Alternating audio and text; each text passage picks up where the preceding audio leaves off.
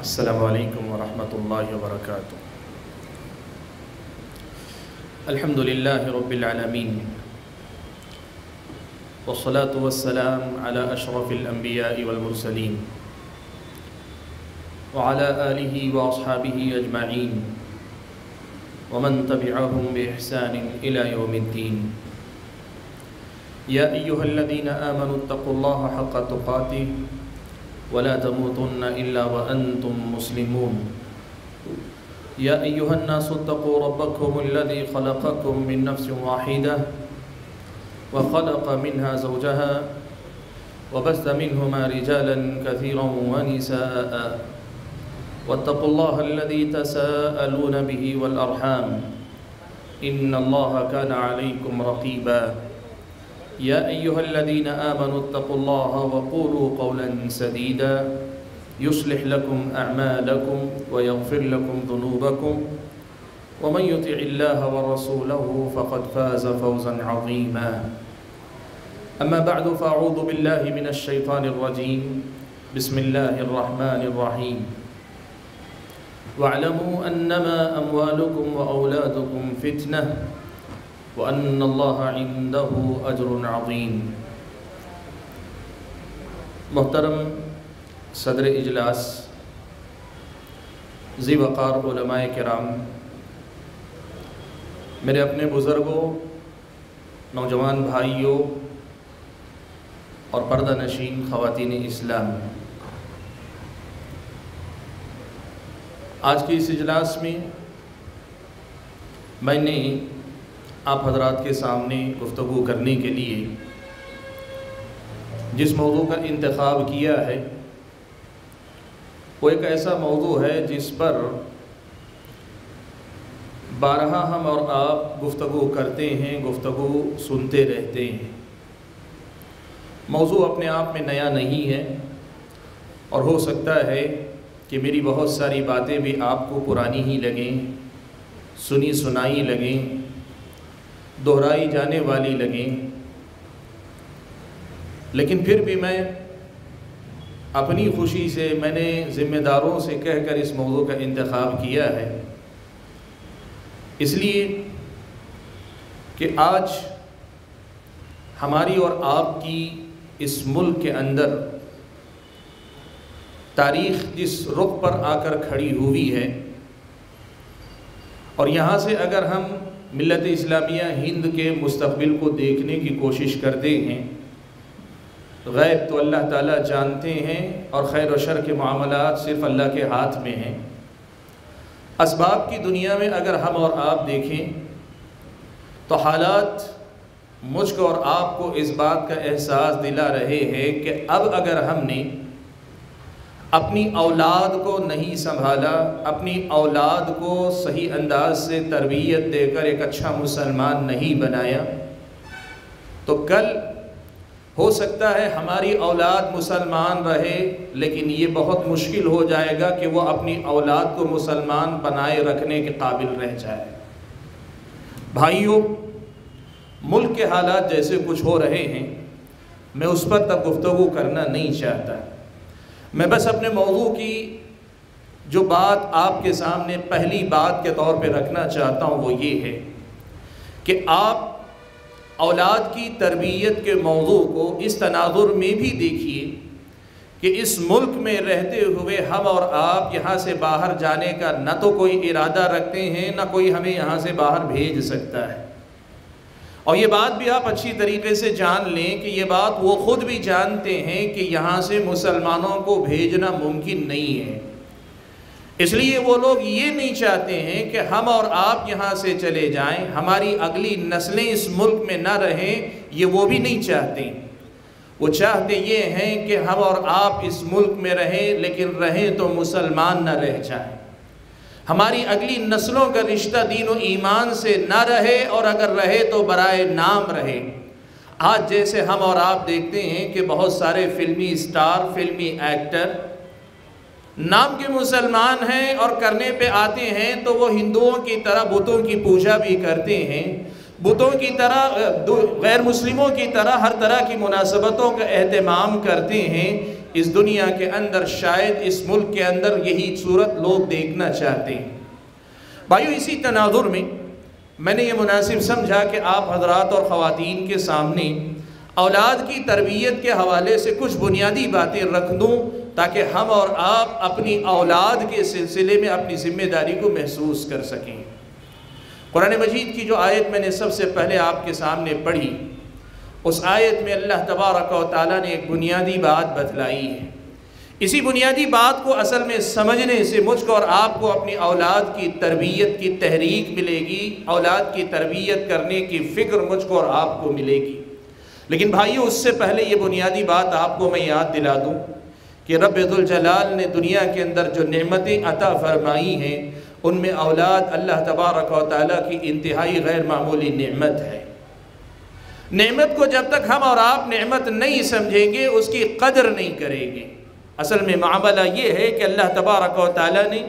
انسانوں کے ساتھ یہ فیصلہ فرمایا ہے کہ للہ ملک السماوات والارض یخلق ما یشاء یہب لمن یشاء اناثا ویہب لمن یشاء الذکور، کہ اللہ تبارک و تعالیٰ جس کو چاہتے ہیں لڑکیاں دیتے ہیں اور جس کو چاہتے ہیں اللہ تعالیٰ لڑکے عطا فرماتے ہیں۔ او یزوجہم ذکرانا و اناثا،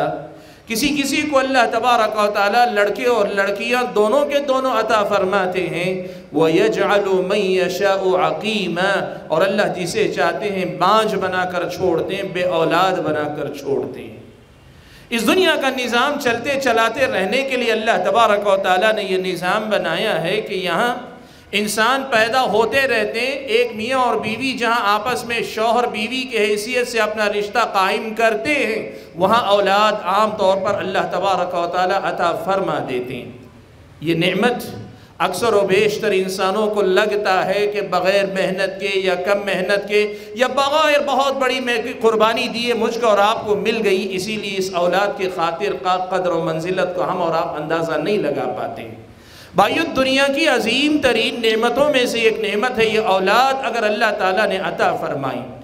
ایک دی ہے تب بھی بڑی نعمت ہے، اللہ نے 10 دی ہیں تب بھی بہت بڑی نعمت ہے۔ آپ اندازہ لگاؤ یہ اولاد کتنی بڑی نعمت ہوگی کہ اللہ تبارک و تعالیٰ نے تو انسان بادشاہوں کے تذکرے تو دور کی بات، انبیاء علیہم السلام کا تذکرہ فرماتے ہوئے اللہ تعالیٰ نے کہا ہے اللہ نے ان کو نبوت عطا فرما دی۔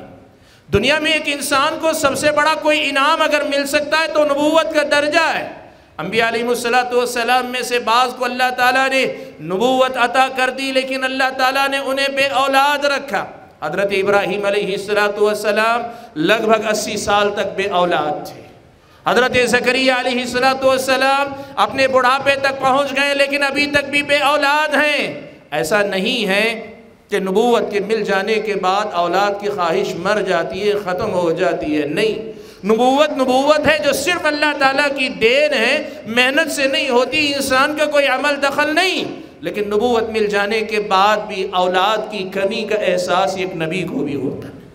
پیارے نبی صلی اللہ علیہ وسلم نے جن انبیاء کی سیرتیں بیان کی آپ پڑھ کر دیکھیں، قرآن مجید میں خود اللہ تبارک و تعالیٰ نے حضرت زکریا کے بارے میں یہ بات بیان فرمائی کہ حضرت زکریا علیہ السلام نے اللہ کے سامنے اپنا دامن پھیلا کر دعا کی کہ اللہ تبارک و تعالیٰ مجھے ایسی اولاد عطا کرنا یرثنی و یرث من آل یعقوب، جو میرا وارث بن سکے اور آل یعقوب کا یعنی میرے آبا و اجداد کے نبوت کا جو سلسلہ چلا ہے اس کی وراثت کو آگے بڑھانے کے لیے اے اللہ تعالیٰ مجھے تو اولاد عطا فرما۔ معلوم کیا ہوا؟ اولاد اتنی بڑی نعمت ہے کہ یہ اس سے محرومی انبیاء کو بھی قبول نہیں ہے۔ اولاد اتنی بڑی دولت ہے کہ انبیاء علیہ السلام بھی نبوت کے مل جانے پر اللہ تعالیٰ کے شکر گزار ہیں، لیکن اولاد کی کمی پر پھر بھی اللہ تبارک و تعالیٰ کے سامنے دامن پھیلا رہے ہیں۔ میرے بھائیوں، یہ اولاد اللہ تبارک و تعالیٰ کی بہت بڑی نعمت ہے، لیکن اس اولاد کے سلسلے میں ایک بہت بڑی بات ہم اور آپ کو یاد رکھنی چاہیے کہ یہ اولاد جہاں ہمارے اور آپ کے لیے بہت بڑی نعمت ہے، وہیں بہت بڑی آزمائش ہے۔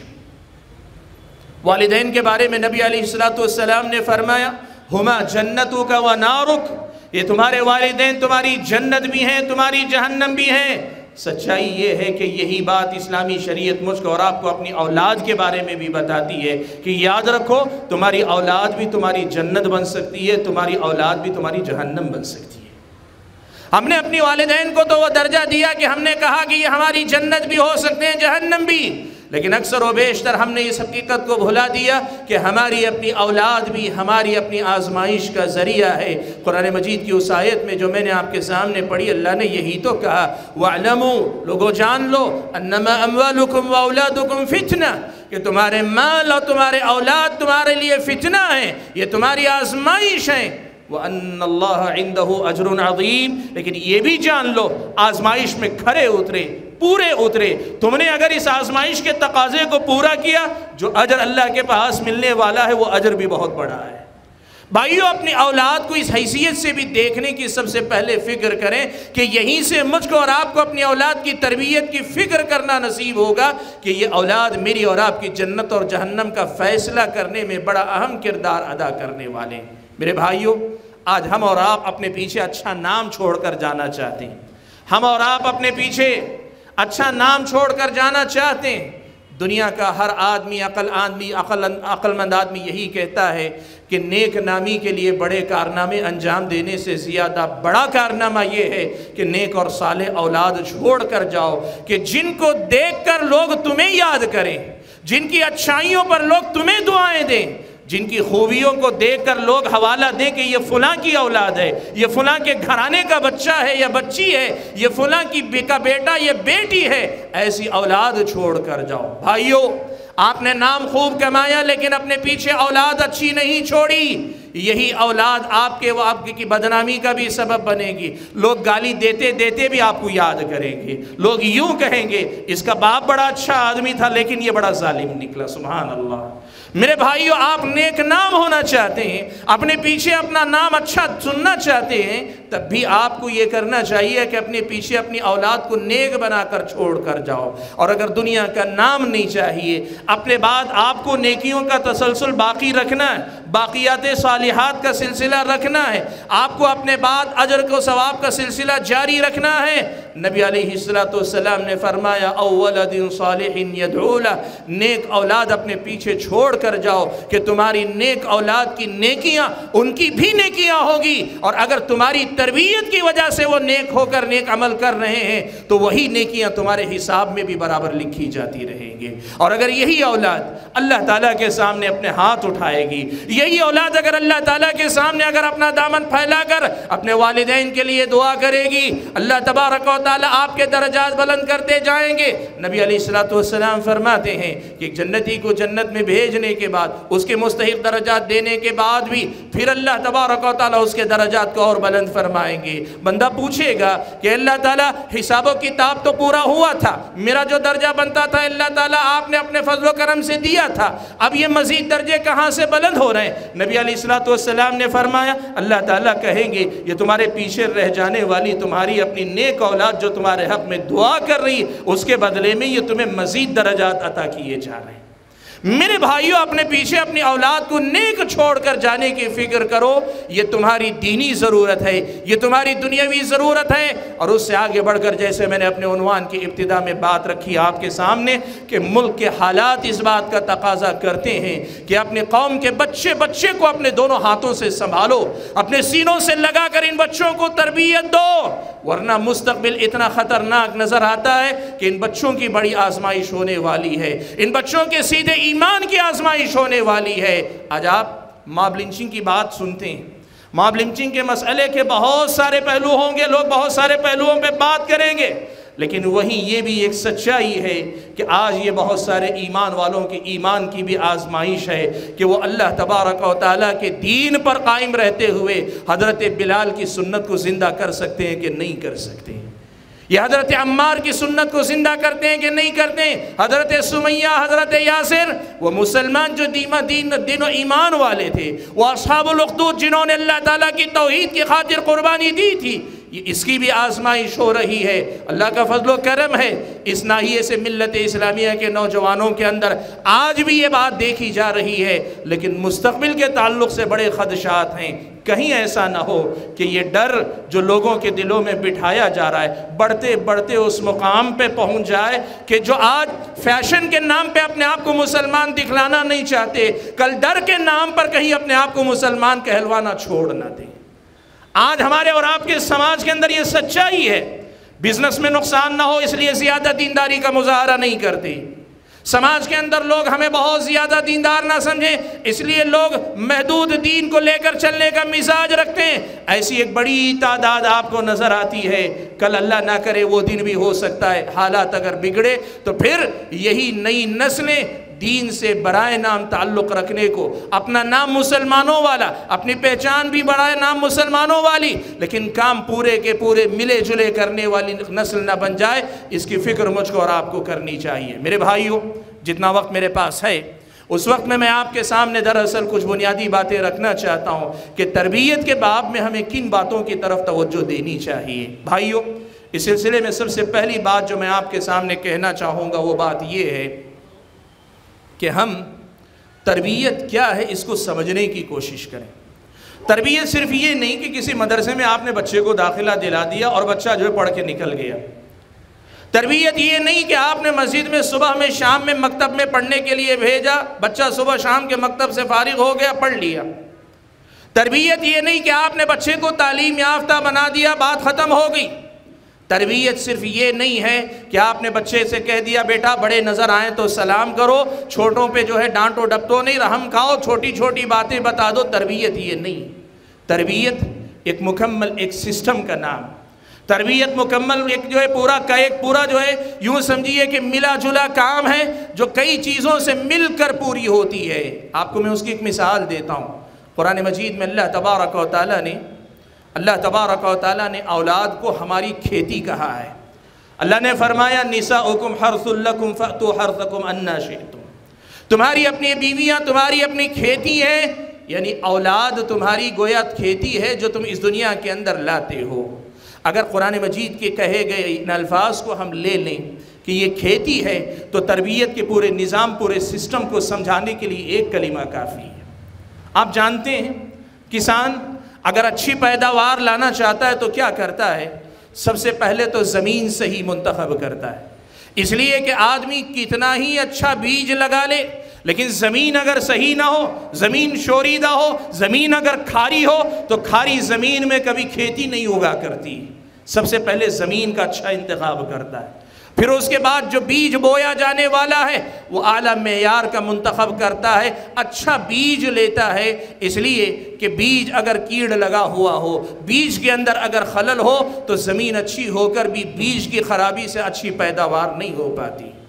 زمین کا صحیح انتخاب، بیج کا بھی صحیح انتخاب، اور اس کے بعد میں بیج لگانے کے بعد میں، لگانے سے پہلے اور عین لگاتے وقت جن باتوں کا لحاظ رکھنا ہے ان کا لحاظ رکھتا ہے، اور پھر اس کے بعد میں جب تک یہ کھیتی تیار نہیں ہو جاتی خوب اس کی دیکھ ریکھ کرتا ہے، ضابطے کے مطابق کرتا ہے، موسم کے اعتبار سے دیکھتا ہے کب پانی دینا چاہیے، کب پانی نہیں دینا چاہیے، کتنا دینا چاہیے، کتنا نہیں دینا چاہیے۔ ایک کسان مکمل دیکھ بھال کرتا ہے، اور ان سب کے بعد پھر اللہ تبارک و تعالیٰ پہ بھروسہ کیے رہتا ہے میں نے اپنی محنت کر لی ہے، اب تیری اگر نظر کرم ہو تو میری کھیتی پھل جائے گی، پھول جائے گی، بالکل تیار نکلے گی، اور اگر تیری نظر نہ ہو تو میری ساری محنت پر ایک آندھی پانی پھیر سکتی ہے، میری ساری محنت پر ایک بارش پانی پھیر سکتی ہے، میری ساری محنت پر ایک مرتبہ اگر تو بارش روک لے تو کھیتی برباد ہو سکتی ہے۔ وہ اللہ تبارک و تعالیٰ پہ بھروسہ کرتا ہے۔ میرے بھائیوں، میں اس مثال کی تفصیل میں نہیں جاتا، آپ سمجھدار لوگ ہیں، تربیت کو بھی آپ سمجھیں، یہ ایسا ہی ایک مکمل نظام ہے، مکمل سسٹم ہے۔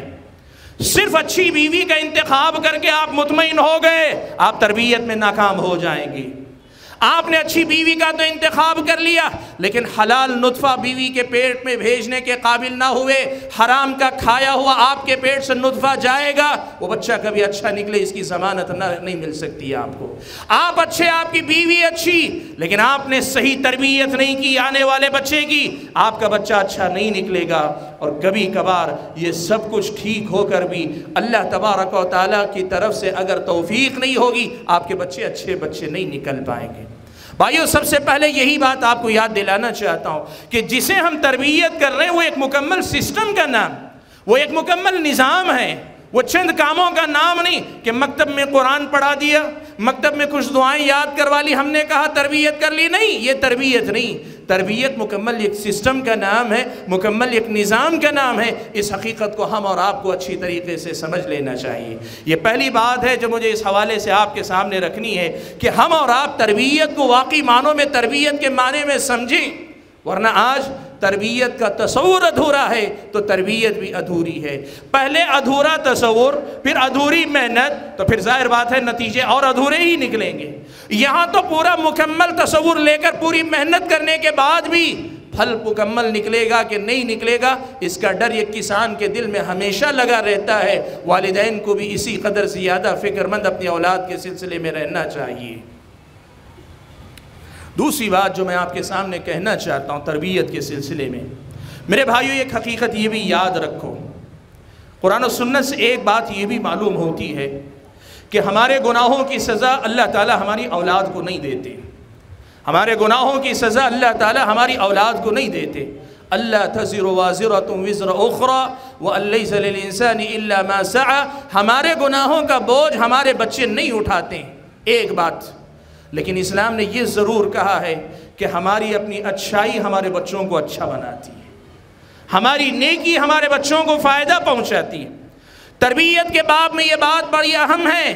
कि बाप अगर बेनमाजी हो, बाप अगर जो है दीनदार ना हो, बेदीन किस्म का हो, बाप गलत आदतों का आदी हो, बाप अलग अलग किस्म के कामों में उलझा हो और पूरी मेहनत करे, पूरी कोशिश करे, भाई मैं अपनी बदअमालियों का साया अपने बच्चों पे पड़ने नहीं दूंगा, मैं अपने बच्चों को वाकई मानों में तरबियत देकर बहुत नेक बनाऊंगा। आदमी को ये समझ लेना चाहिए, आप नेक होंगे, आपकी नेकी उस तक पहुँचेगी, लेकिन अगर आप नेक नहीं होंगे तो आपका नेक ना होना उस बच्चे की तरबियत में एक बड़ा अहम किरदार जो अदा कर सकता था वो किरदार अदा नहीं हो पाएगा।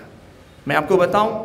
कुरान मजीद के अंदर अल्लाह तबारक व तआला ने हज़रत मूसा व खिज़र का वाक़या जहाँ नकल किया, उसमें अल्लाह ने यह भी एक बात बयान फरमाई, कहा कि एक दीवार को उन दोनों ने गिरने से बचा लिया था। वो दीवार तो यतीम बच्चों की मिल्कियत थी। अल्लाह तबारक व तआला ने हज़रत खिज़र को उसकी जो तौफ़ीक़ दी या उसकी जो हिदायत दी वो किस लिए दी? कहा इसलिए कि ये दोनों के दोनों बच्चे यतीम हैं। व कान अबूहुमा सालिहा, लेकिन इनका बाप बड़ा नेक आदमी था। बाप की नेकी का फ़ायदा ये हुआ कि अल्लाह ताला ने यतीम बच्चों का सहारा हज़रत खिज़र अलैहिस्सलातु वस्सलाम को बना दिया। मेरे भाइयों, आपकी नेकी आपके बच्चों तक पहुँचेगी, इसीलिए नेकियां इस जज्बे के साथ भी किया करो कि हम नेक हों ताकि हमारी नेकी हमारे बच्चों पर असरअंदाज हो सके। आप कहते हैं ना, मैं अच्छा कमाऊंगा ताकि मैं भी खुशहाल रहूं, मेरे बाद मेरे बच्चे खुशहाल रहें, मैं बेनियाज रहूं, मेरे बाद मेरे बच्चे बेनियाज रहें। यही मामला नेकियों का भी है कि मैं नेक रहूं ताकि मेरे बाद मेरी नेकी मेरे बच्चों पर भी असरअंदाज हो सके। सुभान अल्लाह। हज़रत अब्दुल्लाह इब्न मसूद रज़ियल्लाहु तआला अन्हु का ये असर, और ये बात सिर्फ हज़रत अब्दुल्लाह इब्न मसूद के बारे में नहीं, मुतअद्दिद सहाबा व ताबीन वगैरह के सिलसिले में वारिद है। हज़रत अब्दुल्लाह इब्न मसूद रज़ियल्लाहु तआला अन्हु का ये मामला नकल किया गया। रात में उठकर तहज्जुद पढ़ा करते, तहज्जुद पढ़ते पढ़ते अपने छोटे बच्चे को जो सोया हुआ देखते थे तो कहते थे मिन अजली का या बुनई, मिन अजली का या बुनई, ऐ मेरे बेटे, आज जो ये मैं लंबी लंबी इबादतें कर रहा हूँ इसलिए कर रहा हूँ कि मेरी इबादत का फ़ायदा तुझे भी मिल सके, मेरी इबादत का फ़ायदा तुझे भी मिल सके। तेरी खातिर आज मैं ये रात जगा कर रहा हूँ, आज रातों में जाग कर इबादत इसलिए कर रहा हूँ, मैं चाहता हूँ कि मेरी नेकी का असर तेरे अंदर भी मुंतकिल हो। भाइयों, तरबियत का एक बड़ा अहम बाब है जो आज हमारे समाज के अंदर मफकूद है। باپ خود سدھرنا نہیں چاہتا، بیٹے کو سدھارنا چاہتا ہے، ماں سدھرنا نہیں چاہتی، بیٹے کو سدھارنا چاہتی ہے، باپ خود نمازوں کے لیے نہیں جاتا، بچے کو نماز پڑھانا چاہتا ہے، ماں خود وقت پہ پابندی نہیں کرتی لیکن بیٹی کو نمازی بنانا چاہتی ہے۔ یاد رکھو میرے بھائیوں، تربیت میں ایک بڑا حصہ یہ ہے کہ آپ کی نیکی کا اثر آپ کی اولاد تک پہنچتا ہے، اور یہ پہنچنا چاہیے، یہ میری اور آپ کی ذمہ داری بنتی ہے، اس بات کا بھی مجھ کو اور آپ کو خیال رکھنا چاہیے۔ ایک بات اور بھی آپ کے سامنے ذکر کرنا چاہتا ہوں میرے بھائیوں، تربیت کے باب میں ہمارے سماج کے اندر بڑی افراط و تفرید کا ہم اور آپ شکار ہیں۔ کچھ والدین ہیں جو بچپن سے بچوں پر اتنی سختی کرتے ہیں، ان کو لگتا ہے کہ اچھی تربیت کے لیے ضروری ہے کہ بچوں کو خوب مارا پیٹا جائے، ڈرا کے رکھا جائے، دھمکا کے رکھا جائے کہ ذرا سا آنکھیں تیز کریں تو بچے سہم جائیں، دب جائیں۔ اور کچھ والدین یہ سمجھتے ہیں کہ نہیں، بچوں سے محبت کرنی چاہیے، اتنی محبت ہوتی ہے کہ محبت ہی میں بچہ ساری زندگی نکال لے جاتا ہے، کس قدر زیادہ بگڑ جاتا ہے اندازہ نہیں۔ اس سلسلے میں آپ کے سامنے ایک بات رکھوں، عبد الملک ابن مروان کا ایک جملہ ہے، یہ عربوں کے رواج کی روشنی میں اس نے کہا ہے، لیکن میں آپ کے سامنے یہ بات کہوں کہ یہ جو بات عبد الملک ابن مروان کی ہے، شریعت اسلامیہ کی عمومی دلائل سے اس بات کی تائید ہوتی ہے۔ وہ کہتے ہیں اپنے بچوں کی تربیت کا طریقہ یہ ہونا چاہیے کہ داعب ابنک سبعا وأدبہ سبعا وصاحبہ سبعا ثم اترک الحبل علی غاربہ۔ وہ کہتے ہیں کہ اپنے بچوں کو جو ہے 7 سال تک خوب لاڑ پیار کرو، 7 سال تک بچوں کے ساتھ لاڑ پیار ہونا چاہیے۔ ایک بچے کی صحیح نشو نما کے لیے اسے پیار کرنا، اسے بوسہ دینا، کبھی اس کے ساتھ کھیلنا، اسے کھلانا، لاڑ پیار، اور کبھی جو ہے اسے ڈرانا، اور ڈرانا بھی ایسے کہ جس کے اندر شفقت کا پہلو رہے، یہ دونوں چیزیں اس کو مداعبت کہتے ہیں۔ داعب ابنک سبعا، یہ ملی جلی کیفیت 7 سال تک رہے۔ پھر کہا وَأَدِّبْهُ سَبْعًا، 7 سے لے کے 14 سال تک بچے کے ساتھ معاملہ یہ ہونا چاہیے کہ اسے آداب سکھاؤ، جینے کا سلیقہ سکھاؤ، کھانا پینا، اٹھنا بیٹھنا، چلنا پھرنا، لوگوں کے ساتھ معاملات کرنا، یہ زندگی جینے کے جتنے سلیقہ ہے، جتنے آداب ہیں، یہ 7 سے 14 سال کے درمیان بچے کو مکمل آ جانے چاہیے۔ اور اس کے بعد کہا وَصَاحِبْهُ سَبْعًا، پھر 14 سال سے 21 سال کی عمر تک اپنے بچے کو اپنے ساتھ رکھا کرو۔ اہل علم نے لکھا کہ اس کا مطلب یہ کہ اپنی نگرانی میں رکھا کرو، کسی ذمہ داری پر رکھو، تم کوئی کام کرنے جا رہے ہو اپنے بچے کو اپنے ساتھ لے کر جاؤ تاکہ تمہارا تجربہ تمہارے بچے کے اندر منتقل ہو۔ تم تاجر ہو، تمہاری مہارت اپنے بچے کے اندر منتقل ہو، تم ذمہ دار ہو، ذمہ داری کی وہ صفات تمہارے بچے کے اندر منتقل ہو، جو تمہاری خوبیاں ہیں باپ کی حیثیت سے اپنے بچے کے اندر منتقل کرنے کی کوشش کرو۔ اگر یہ تینوں مراحل متوازن انداز میں اپنے اپنے وقت میں طے پا جاتے ہیں، کہ ثم اترک الحبل علی غاربہ، اگر یہ صحیح ہو جائیں تو پھر تمہیں فکر کرنے کی ضرورت نہیں، یہ بچہ کہیں بھی جائے گا، یہ کامیاب ہوگا۔ ایسے بچے کی فکر کرنے کی ضرورت نہیں جس کی تربیت تم نے اتنے اچھے انداز میں کی ہو۔ میرے بھائیوں، آج ہمارے سماج کے اندر اسی چیز کو سمجھنے کی ضرورت ہے۔ نہ ڈرا سہما کر آپ بچے کی پوری تربیت کر سکتے ہیں، نہ صرف لاڑو پیار سے اپنے بچے کی صحیح تربیت کر سکتے ہیں، بلکہ آپ کو ایک ترتیب، ایک سسٹم کو سمجھ کر بچے کا مزاج، اس کی عمر اور اس کی عمر کے جو مراحل ہیں، اس کے اعتبار سے آپ کو جو ہے بچے کی تربیت کی فکر کرنی چاہیے۔ یہ بات بھی اس کے اندر بہت ہی زیادہ ضروری ہے۔ میرے بھائیوں، اگلی ایک بات آپ کے سامنے یہ بھی ذکر کروں کہ اولاد کی تربیت میں سب سے بنیادی چیز ہے بچے کو تعلیم دینی چاہیے۔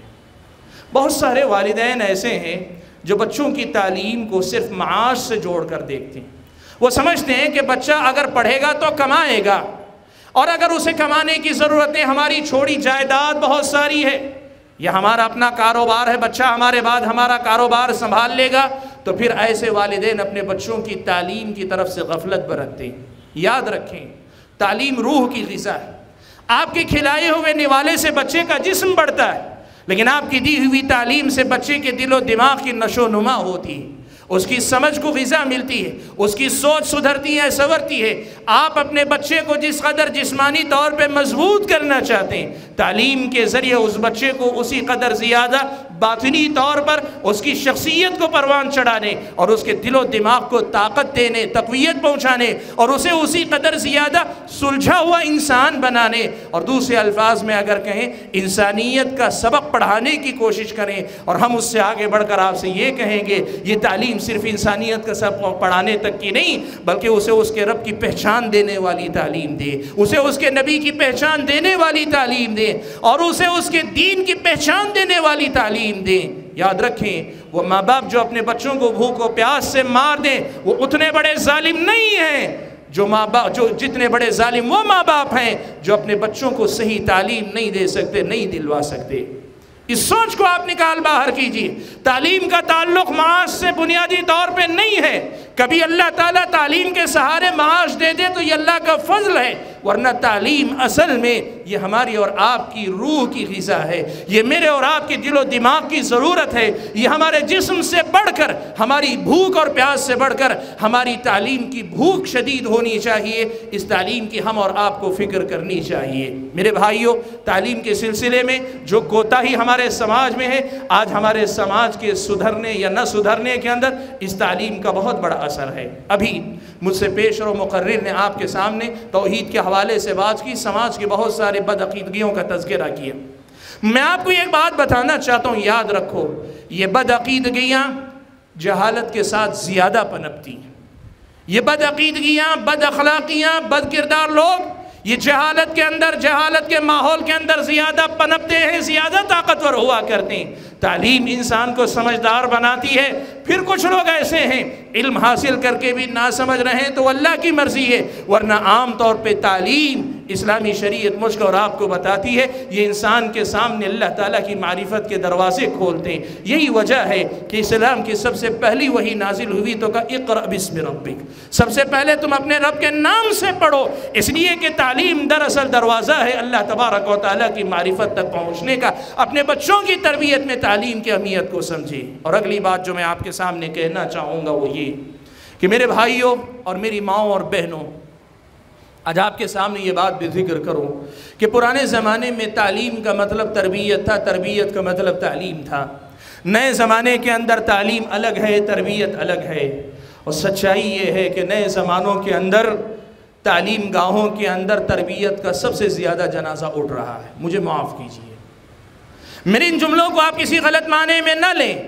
اس لیے کہ جب ذہن یہ بن گئے کہ تعلیم حاصل کر کے بندے کو نوکری کرنی ہے، روزی روٹی کمانی ہے، تعلیم کا بنیادی مقصد فوت ہو گیا۔ اب تعلیم دے کر والدین بھی مطمئن ہو گئے، نتیجہ کیا ہوا؟ شرم و حیا کا جنازہ بھی تعلیم گاہوں سے نکلتا ہے، عفت و پاک دامنی کا جنازہ بھی تعلیم گاہوں سے نکل رہا ہے، لوگوں کے اندر اخلاق کا جو جنازہ وہ بھی تعلیم گاہوں سے نکل رہا ہے۔ آج یہ صورتحال ہے کہ ہمارے اور آپ کے گھرانوں میں سے بہت سارے ایسے بھی گھرانے ہیں جو اللہ کا فضل و کرم ہے، متدین ہیں، دیندار ہیں، با اخلاق ہیں، با کردار ہیں، لیکن انہی گھرانوں کے بچے تعلیم گاہوں میں جانے کے بعد بگڑتے نظر آتے ہیں۔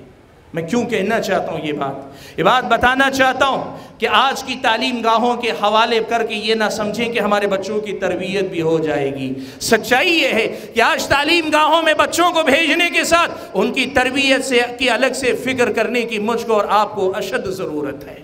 مجھ کو اور آپ کو اشد ضرورت ہے کہ ہم اپنے بچوں کی تعلیم کے ساتھ ان کی تربیت کی الگ سے فکر کریں، ورنہ میرے بھائیوں، عربی شاعر نے ایک بات کہی تھی، القا فی الیم مکتوفا ثم قال له ایاک ایاک ان تبتل بالماء، کہ ہاتھ پیر باندھ کر سمندر میں دریا میں پھینک دیتا ہے اور پھر کہتا ہے کہ دیکھنا ذرا بچ کے رہنا کہیں بھیگ بھی نہ جاؤ۔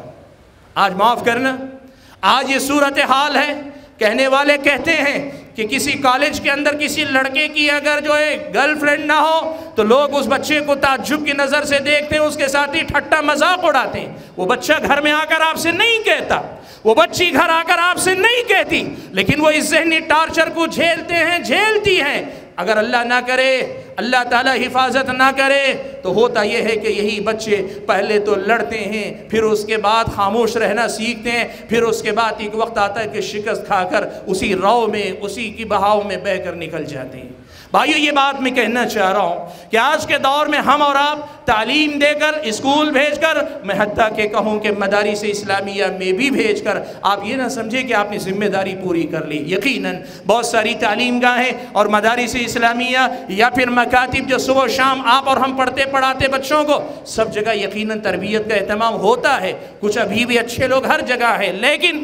جو بات میں سمجھانا چاہ رہا ہوں آپ کے سامنے وہ یہ کہ صرف تعلیم کا انتظام کر کے آپ مطمئن نہ ہو جائیں، سمجھیں کہ تربیت ایک مستقل ذمہ داری ہے جو مجھے اور آپ کو نبھانی ہے۔ میرے بھائیو، تربیت کے باب میں ایک بات اور میں بڑی اہم آپ کے سامنے کہنا چاہتا ہوں، اور وہ بات یہ ہے کہ ہم اور آپ اس بات کو یاد رکھیں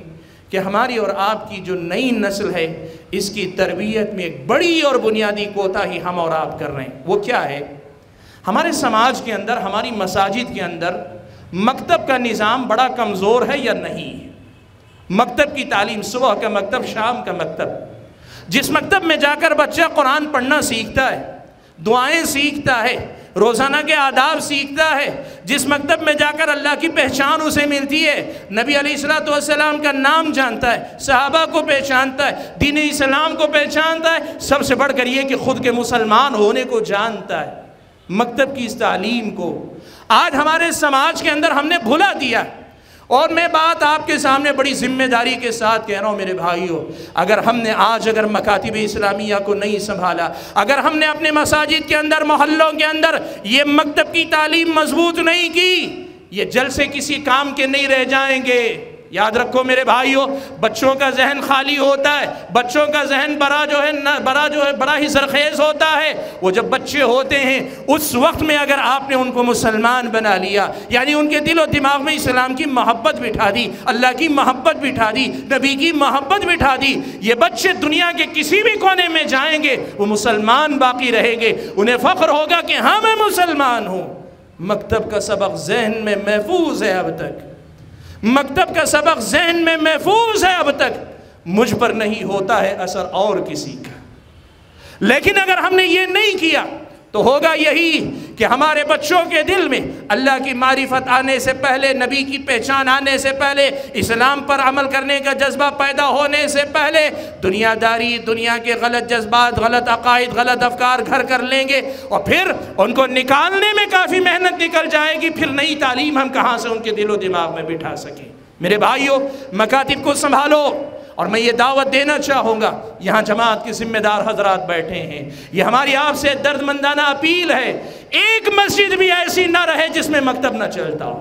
اور جس محلے کے اندر مساجد کافی نہ ہو وہاں پر گھروں کے اندر انتظام کرو، لیکن طے یہ کرو، مشن بنا کر کام کرو کہ ہمارے سماج کے اندر ایک مسلم بچہ بھی ایسا نہیں رہے گا جس بچے کو مکتب کی تعلیم نہ ملے یا مکتب کی تعلیم سے محروم ہو، ایسا ایک بچہ بھی نہیں رہے گا۔ اسے مشن بنا کر، مقصد بنا کر کام کیا کرو۔ حاضرین گرامی، یہ ایک بڑا اہم کام ہے جس کو مجھے اور آپ کو کرنا چاہیے، یا جس کی طرف مجھ کو اور آپ کو فوری طور پہ توجہ دینی چاہیے، وہ ہے مکاتب اسلامیہ کا قیام، اور اس کے قیام کے ساتھ ساتھ ان کو مضبوط کرنے اور ان کو مسلسل چلانے کی فکر ہم اور آپ کیا کریں۔ ایک بات اور میں آپ کے سامنے کہنا چاہوں گا، آپ اور میں ایک بات جانتے ہیں، نبی علیہ السلام نے بچوں کی تربیت کے سلسلے میں ایک بات یہ کہی ہے، مروا اولادکم بالصلاة اذا بلغوا 7 واضربوهم علیہا وهم ابناء 10، کہ جب بچے 7 سال کے ہو جائیں نماز پڑھنے کا حکم دیا کرو، جب 10 سال کے ہو جائیں اور نماز چھوڑ دیں تو تربیت کے باب سے انہیں مارو۔ اسلامی شریعت نے مجھ کو اور آپ کو یہ ادب سکھایا۔ یہ مسئلے کے طور پر ہم جانتے، لیکن آج آپ کے سامنے ایک بات یہ بھی میں ذکر کرنا چاہتا ہوں، بھائیوں، ایک بچے کی تربیت کا کامیاب ترین جو راستہ ہو سکتا ہے وہ یہ کہ آپ اسے نماز سے جوڑ دیں۔ نماز صرف نماز نہیں ہے، نماز پورا ایک مدرسہ ہے، نماز پوری ایک تربیت گاہ ہے۔ جو بچہ صرف نماز سے جڑتا ہے وہ صرف نماز سے نہیں جڑتا ہے، وہ پورے دین سے جڑ جاتا ہے۔ بھائیو، آج ہمارے اور آپ کے سماج کے اندر نماز کے مسئلے کو ہم نے اہمیت دی ہے کب؟ بچہ جب چھٹی میں گھر پہ ہوتا ہے پابندی سے مسجد کو بھیج دیتے ہیں، بچہ جب جو ہے شام میں گھر میں رہتا ہے مسجد کو بھیج دیتے ہیں۔ لیکن میرا اپنا آپ سے یہ سوال ہے کہ ہمارے اور آپ کے بچے 10th اسٹینڈرڈ تک بچے پڑھتے ہیں، بہت ساری بچیاں تو اس سے پہلے جن پر نماز فرض ہو جاتی ہے، اور بہت سارے لڑکے ایسے ہیں جن پر نماز یا تو فرض ہو جاتی ہے یا قریب یا کم از کم 10 سال کی عمر سے تو آگے نکل جاتے ہیں۔ ہمارے بچے 10ویں جماعت تک چلے جاتے ہیں لیکن نماز جمعہ انہیں نصیب نہیں ہوتی۔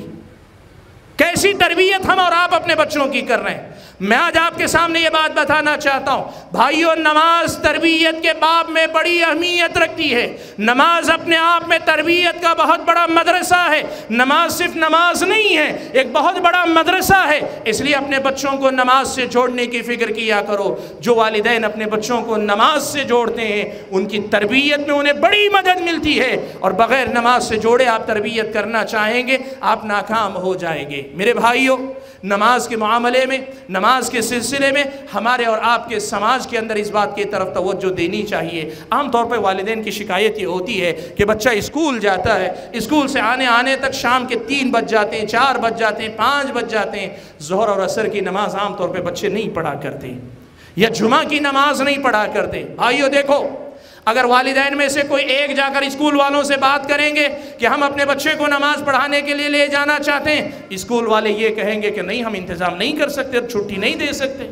لیکن سارے مسلمان والدین جا کر بیک وقت اگر مینجمنٹ سے بات کریں تو کیا مینجمنٹ کو اس کی فکر نہیں کہ اتنے بچوں کا مسئلہ ہے، اگر یہ سارے بچے اگر اسکول سے نکل گئے ہمارا اسکول کیسے چلے گا؟ وہ آپ کے لیے راستہ کھولیں گے۔ اپنے بچوں کو نمازی بناؤ کہ نماز کے بغیر تربیت ادھوری ہے، اور نماز کے بغیر تربیت کا خواب صرف خواب رہے گا، کبھی شرمندہ تعبیر نہیں ہو سکتا ہے۔ اس لیے میرے بھائیوں، اپنے بچوں کی تربیت میں نماز تو دین کا رکن ہے لیکن ساتھ ساتھ تربیت کا بہت بڑا راستہ ہے۔ اس حوالے سے بھی اپنے بچوں کو نمازی بنانے کی فکر کیا کرو۔ ایک بات اور بھی آپ کے سامنے مجھے بچوں کی تربیت کے حوالے سے کہنا ہے۔ ہمارے سماج میں تربیت کے تعلق سے بڑے غلط تصورات بیٹھے ہوئے ہیں، اور ان میں سے ایک تصور یہ بھی ہے کہ بچہ اگر 8 سال کا ہو گیا اب اس کو مارنا نہیں چاہیے، 10 سال کا ہو گیا ڈانٹنا نہیں چاہیے، بچہ بلوغت کی عمر کو پہنچ گیا، بچہ بڑا ہو گیا، اب اس کو ڈانٹنا نہیں چاہیے۔ یاد رکھو، ماں باپ اگر بوڑھے ہو جائیں تو ماں باپ ہی رہتے ہیں، بچہ اگر خود ماں باپ کی زندگی میں بڑھاپے کی دہلیز پہ قدم رکھ رہا ہے تب بھی وہ بچہ ہی ہے، یہ ہم مان کر چلیں۔ اور والدین کو یہ بات سمجھنی چاہیے کہ ان کا حق رہتا ہے کہ جب کبھی بچے کو غلطی کرتے ہوئے دیکھیں اسے ٹوکیں، اسے تنبیہ کریں۔ یہ تصور غلط ہے کہ اتنے سال کا ہو گیا تو ڈانٹیں گے نہیں، اتنے سال کا ہو گیا تو ٹوکیں گے نہیں، اتنے سال کی ہو گئی تو ذرا زور سے بولیں گے نہیں، غلط تصور ہے۔ نبی علیہ السلام کی بیوی ماں عائشہ صدیقہ رضی اللہ تعالیٰ عنہ، نبی علیہ السلام، اللہ کے نبی صلی اللہ علیہ وسلم ایک سفر میں، ماں عائشہ صدیقہ رضی اللہ تعالیٰ عنہ کا ہار گم ہو گیا۔ ہار گم ہو جانے کے بعد اللہ کے نبی کو پتہ چلا تو اللہ کے نبی صلی اللہ علیہ وسلم نے کہا کہ ٹھیک ہے، قافلے کو یہیں روک لو۔ قافلہ رک گیا۔ اللہ کے نبی صلی اللہ علیہ وسلم نے صحابہ سے یہ کہا کہ بھئی ہار تلاش کرو۔ ہار تلاش کرنے کے چکر میں نماز کا وقت ہو گیا، نماز کا وقت ہو گیا، اور وضو کرنے کے لیے پانی لوگوں کے پاس موجود نہیں۔ لوگوں نے آ کے حضرت ابوبکر صدیق سے کہا کہ اے ابوبکر دیکھو کہ عائشہ رضی اللہ تعالیٰ عنہ نے ہار گم کر دیا، اللہ کے نبی نے ان کی وجہ سے قافلے کو یہیں روک لیا، اب نماز کا وقت آ گیا، لوگوں کے پاس پانی نہیں۔ حضرت ابوبکر صدیق آئے، خیمے کے اندر داخل ہوئے، دیکھا حضرت عائشہ صدیقہ رضی اللہ تعالیٰ عنہ بیٹھی ہیں، اللہ کے نبی صلی اللہ علیہ وسلم ان کے زانوں پہ سر رکھ کر لیٹے ہوئے، ماں عائشہ صدیقہ رضی اللہ تعالیٰ عنہ کو حضرت ابوبکر صدیق رضی اللہ تعالیٰ عنہ ڈانٹ رہے ہیں اور ان کی کمر پہ کچوکے لگا رہے، کہہ رہے ہیں کہ تم نے لبست الناس ولا ماء، تم نے لوگوں کو ایسی جگہ پہ روک لیا جہاں پانی نہیں۔ اللہ کے نبی کی بیوی بن چکی ماں عائشہ رضی اللہ تعالیٰ عنہ، نبی کی بیوی بنا دی گئی، لیکن ابو بکر کے لیے وہ آج بھی بیٹی ہیں، اور جو غلطی ہوئی حضرت عائشہ رضی اللہ تعالیٰ عنہ سے اس پر حضرت ابو بکر رضی اللہ تعالیٰ عنہ نے ٹوک بھی رہے ہیں۔ بھائیوں میں کہنا کیا چاہتا ہوں، تربیت کی کوئی عمر نہیں ہوتی ہے، ماں باپ ہوتے ہیں، سرپرست ہوتے ہیں، بڑے ہوتے ہیں، اور وہ جو اپنے آپ کو اتنا بڑا سمجھتے ہیں کہ اپنے والدین کے مقابلے میں بڑا سمجھتے ہیں، ان کو سمجھنا چاہیے کہ آپ بھی بڑے ہوں گے، آپ کی اولاد آپ کے مقابلے میں بڑی ہو جائے گی۔ اس لیے اسلامی شریعت کے اس تصور کو زندہ رکھو کہ ہمارے اپنے بچوں کی تربیت ہم ہر حال میں کریں گے، کوئی عمر نہیں، کوئی مرحلہ نہیں جہاں پہنچ کر تربیت کا عمل ختم ہو جائے۔ اور آخری بات جو میں اپنے وقت ختم ہونے سے پہلے کہنا چاہتا ہوں، بھائیو ہم تربیت کے باب میں پلاننگ پر بہت زیادہ بھروسہ کرتے ہیں، ہونا چاہیے۔ اللہ تبارک و تعالیٰ نے دنیا کو اسباب سے جوڑ کے رکھا ہے، آپ تدبیر اختیار کیجئے، اچھی سے اچھی تدبیر اختیار کیجئے، پلاننگ کیجئے، اپنے بچوں کی اچھی تربیت کیجئے۔ لیکن ایک بڑی اہم بات ہے جس کی طرف سے ہم اور آپ غافل ہیں، وہ ہے اپنے بچوں کی نیکی اور ان کے جو ہے تربیت کے لیے اللہ تعالیٰ سے دعا بھی مانگا کیجیے۔ بہت سارے لوگ ہیں جو دعا کے معاملے میں بڑی غفلت برتتے ہیں، وہ سمجھتے ہیں میں نے فلاں مدرسے میں تعلیم دلوائی ہے، فلاں اسکول میں نے رکھا ہے، فلاں عالم کو میں نے اس کی تربیت کے لیے متعین کیا، فلاں کیا۔ آپ نے تدبیر کی ہے، اور تدبیر سے بڑی تدبیر یہ ہے کہ اللہ تبارک و تعالیٰ کے سامنے آپ اپنا دامن پھیلائیں۔ سبحان اللہ، قرآن مجید پڑھ کر دیکھو، انبیاء علیہم السلام کی دعائیں اگر آپ دیکھیں گے تو انبیاء علیہم السلام کی دعاؤں میں ایک نمایاں دعا وہ اپنی اولاد کی نیکی اور ان کے سدھار کے لیے دعا کیا کرتے تھے۔ حضرت ابراہیم علیہ السلام کی یہ دعا اللہ تبارک و تعالیٰ نے قرآن مجید کے اندر نقل فرمائی، وہ دعا کرتے ہیں وَجُنُبْنِي وَبَنِيَّ أَن نَعْبُدَ الْأَصْنَامِ، اے میرے رب میری اور میری اولاد کی حفاظت کر کہ کہیں ہم عبادت کرنے نہ لگ جائیں ان بتوں کی۔ سبحان اللہ، سلف صالحین میں سے بعض نے حضرت ابراہیم علیہ السلام کی یہ دعا پڑھنے کے بعد ایک جملہ کہا وَمَن يَأْمَنُ بَعْدَكَ يَا ابراہیم، اے ابراہیم آپ تو امام توحید ہیں، اگر آپ اپنے بچوں پر شرک کی طرف سے ڈر محسوس کر سکتے ہیں تو دنیا میں کون مطمئن ہو سکتا ہے کہ وہ شرک سے بچ جائے گا۔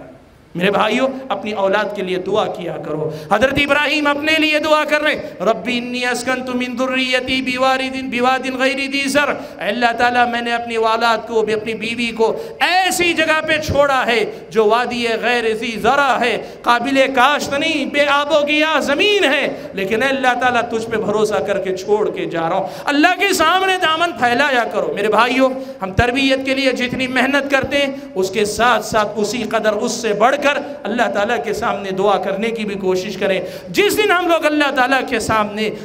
دوا اور دعا یعنی اسباب بھی اختیار کریں گے، دعا بھی کریں گے، ہم اللہ سے امید کرتے ہیں کہ اللہ تعالیٰ ہماری اور آپ کے اولاد کو نیک اور صالح بنائے گا۔ مجھے باتیں زیادہ نہیں کہنی، یہی کچھ منتخب باتیں تھیں۔ ویسے جیسے میں نے کہا کہ یہ عنوان اس قدر عام ہے کہ ہم اور آپ نے بارہا سنا ہے، لیکن کچھ اہم باتیں تھیں جن کی طرف مجھے توجہ دلانی تھی، اسی لیے میں نے اس عنوان کا انتخاب کیا۔ اللہ سے میں دعا کرتا ہوں کہ اللہ تعالیٰ مجھے اور آپ سبھی حضرات اور خواتین کو جو باتیں کہیں سنی گئی ہیں کہنے اور سننے سے زیادہ سمجھ کر عمل پیرا ہونے کی توفیق عطا فرمائے۔ آمین وآخر دعوانا الحمدللہ رب العالمین۔